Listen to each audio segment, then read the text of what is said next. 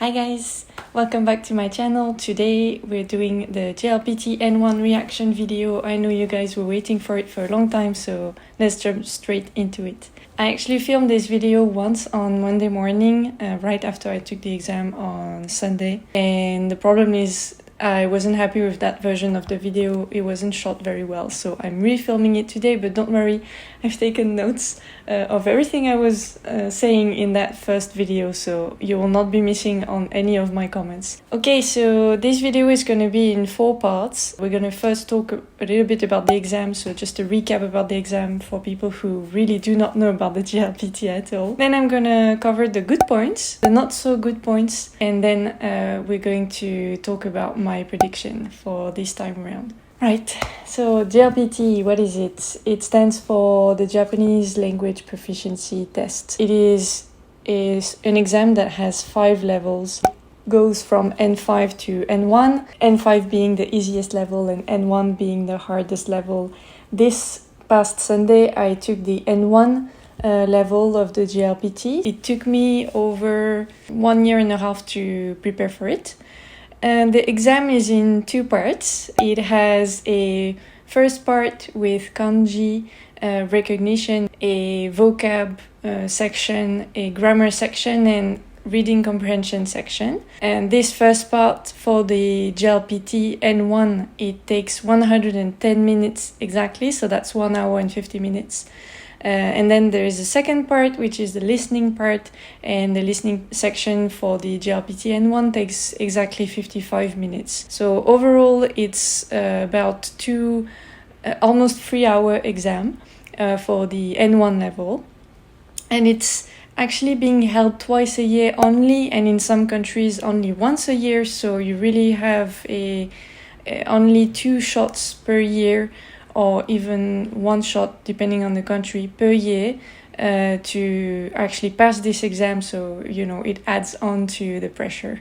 So the first good point was that I was very happy with how I performed for the first part of the exam. I was really happy to perform well at this first part. It was exactly as I planned, as I prepared for, and it was the same difficulty level as all the mock exams I had done. You can see me do all these mock exams in this video right here, my last vlog. I had no trouble to concentrate at all for this first part. I had no trouble managing my time either. I actually finished exactly at the right timing, like on the dot. When the examiner said "jikan desu," I literally had put my pen on the table right at that point. Well, not my pen, my pencil. So yeah, perfect time management.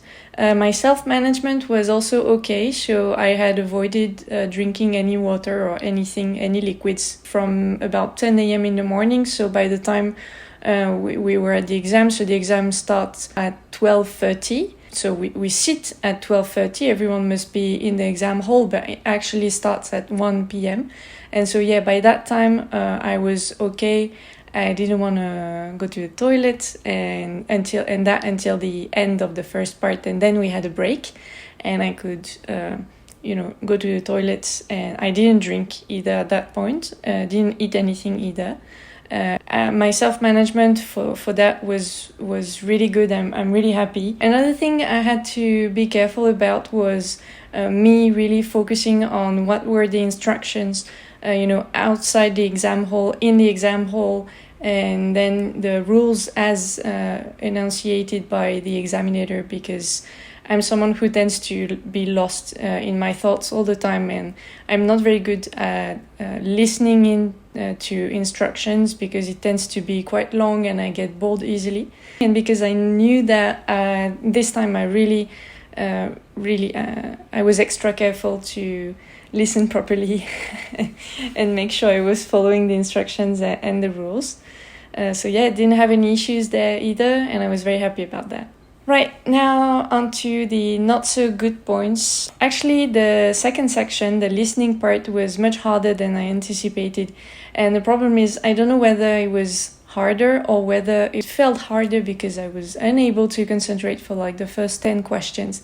And because it had this time about 30 questions, if I remember correctly, it was a big chunk of this section that I wasn't able to concentrate for, and that threw me off quite a bit, unfortunately.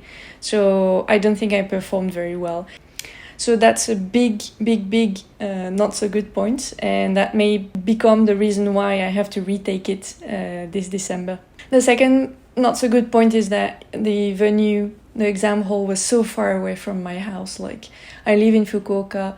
I don't live downtown. Okay, maybe if I lived downtown it would have been a little bit easier to go there, but nonetheless it was like in a very remote area. It's always like that.